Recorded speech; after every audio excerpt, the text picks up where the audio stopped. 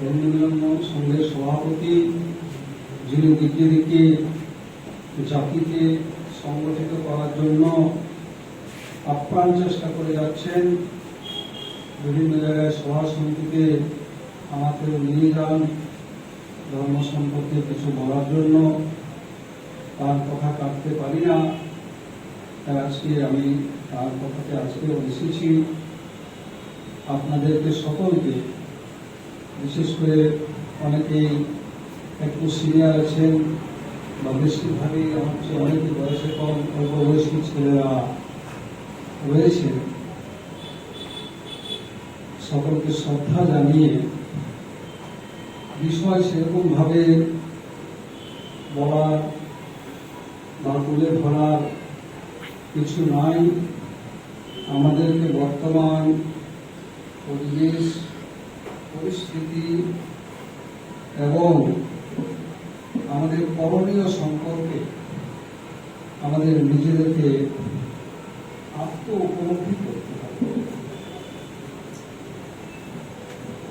সর্বপ্রথম আমাকে শঙ্করদা বলছিলেন যে প্রথমে আপনি বলুন। আমি আপনাদের কাছে মার্জনা চেয়ে আমি বলেছি যে আমি এখানে নতুন এসেছি, কি বিষয়, কারা এসেছেন, কি ব্যাপার আমি একটু যদি না জানতে পারি এমন কথা কিছু বলে দিয়ে যাব, সেটা হয়তো অন্যদিকে টান নিতে পারে। দেখুন, আমরা সন্ন্যাসী মানুষ, আমরা সমাজের কাজ করি, সাথে সাথে ধর্মের কাজ করি।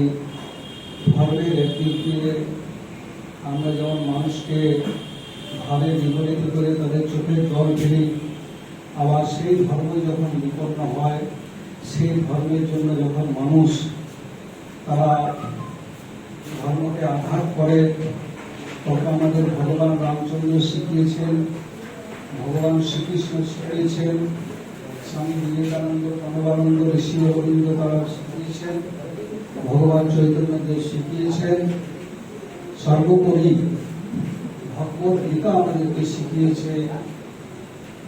কি শিখিয়েছে? হতো বা প্রাপ্স্যসি সর্বং কৃত্বা ভক্ষসি মহিম তস্মাৎ উৎকৃষ্ট গ্রন্থে যোদ্ধায় নিশ্চয়। ধর্ম রক্ষার জন্য, ধর্মকে বাঁচানোর জন্য, স্বধর্মে নিধন সেও পরধর্ম ভয়াবহ। নিজের ধর্মে তোমার নিধন হয়ে যাওয়াটাও সেও, এবং পরধর্ম যতই সুন্দর বা অতিরঞ্জিত বা আরো সুন্দর থেকে সুন্দরতম হোক না কেন, সেটা কিন্তু আমাদের কাছে ভয়াবহ। এটা আমাদের ভগবত গীতা শিখিয়েছে। তাই প্রচার এবং প্রসার কার্যে সংঘ কর্তৃপক্ষ আমাকে দক্ষিণ 24 পরগনাতে পাঠিয়েছেন। সেই অনুপাতে আমি বিভিন্ন জায়গাতে আমার যথোচিত সাধ্য অনুপাতে, আপনারা সকলে জ্ঞানী মানুষ, শিক্ষিত মানুষ, বর্তমান সভ্য সমাজের মানুষ, আপনাদের কাছে নতুন করে ধর্মের কথা বলার মতো আমার কোনো জ্ঞান নেই। শুধুমাত্র সেই পূর্বের কথা, যেমন ছোট থেকে আমরা পড়েছি জল পড়ে পাতা নড়ে, আজও সেই একই কথা আমাদের মুনি ঋষিরা যা বলে গেছেন, পিতৃপুরুষগণ যা বলেছেন, সাধুগুরু গোসাইজন যা বলে গেছেন, সেই একই কথা আমরাই নতুনভাবে একই কথা তুলে ধরি, যেটা নতুন কিছু নয়, কেবলমাত্র সেটাকে মন্থন করা লাগবে। দু একজনের আপনাদের শ্রদ্ধেয় আমাদের শঙ্করদা বা রাজকুমারদা দুজনের বক্তব্য সম্পর্কে যেটুকু ভেসে এলো, তাতে আমি যতটুকু এই আজকের সবার বিষয়বস্তু বুঝতে পারলাম, তাতে তারা যেটা বলতে চাইছেন যে শুধু ধর্মকে আড়ম্বর করলে হবে না, ধর্মটাকে আমাদেরকে রক্ষা করতে হবে। কেননা এটা অতি সত্য কথা, যতদিন এই ভারতবর্ষে হিন্দু সংখ্যাগরিষ্ঠ ততদিনই এখানে দুর্গা পূজা হয়। এই ভারতবর্ষ থেকে যখন কেটে বাংলাদেশ হয়ে গেছে, সেখানে এখন তারা বিগত কয়েক বছর পূর্বে এক রাতের মধ্যে একটা বিনা অজুহাতে 500 দুর্গা মন্দির ভেঙে দিয়েছে। এখন এবছরও আপনারা সবাই ফেসবুক বা ইউটিউব দেখছেন তারা মিছিল করছে যে ধর্মাবলম্বী দুর্গা পূজা করতে দেওয়া হবে না। আবার কিছু কিছু জায়গাতে তারা বলছে যে 5 লাখ করে টাকা দিতে হবে। এটা আমি দেখেছি, আপনারাও নিশ্চয়ই এটা দেখেছেন। তাহলে দেখুন, সেখানে কিছু কিছু আমাদের হিন্দু ভাইরা রয়েছেন যারা সনাতন ধর্মকে নিয়ে এখনো বেঁচে থাকতে চান। তারা হয়তো কিছু কিছু আন্দোলন করছেন, কিন্তু আপনারা এটা তো নিশ্চয়ই জেনে থাকবেন বা অবশ্যই জানা প্রয়োজন হিন্দুদের, যে যতদিন এই আগের পার্টি বাংলাদেশে পার্টি হাসিনা পার্টি ছিল আওয়ামী লীগ, আর যখন সেখান থেকে সরিয়ে দেওয়ার পরে একটা অন্তর্বর্তী সরকার এসেছে, সেখানে আপনারা জানবেন সেখানে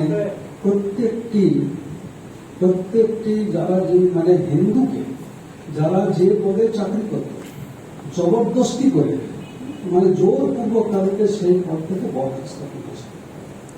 মানে তিনি যদি কোনো পুলিশ অফিসার থাকতেন বা স্কুলের মাস্টার থাকতেন বা সরকারি যে কোনো আধিকারিক বা আধিকারিক নাও হন, সরকারি পদে জোর করে তাদেরকে সেখান থেকে বরখাস্ত করতে বাধ্য করেছেন। এটা নতুন কথা, এটা বাস্তব কথা, বেশি দিনের কথা নয়, মাত্র 1-1.5 মাসের কথা। তার মানে কি সেখানে সংখ্যা গরিষ্ঠ নেই, সেখানে হিন্দুরা সংখ্যালঘু।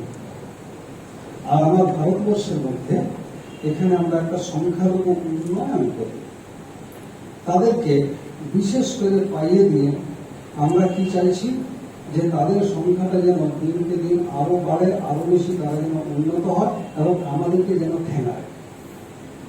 এটা আমাদের রাজনৈতিক নেতারই সবসময় বিশ্বের ঘাতকতা করে। এখনকার বলে যাচ্ছে যে হাসকে নিয়ে পাকিস্তান, লড়কে দেনগে হিন্দুস্তান। আমরা হাসতে হাসতে পাকিস্তান নিয়েছি, লড়ে হিন্দুস্তান নেবো। আমরা তাদেরকে ভোট দিয়ে লোকসভা বিধানসভায় পাঠাচ্ছি। আমরা কি জানি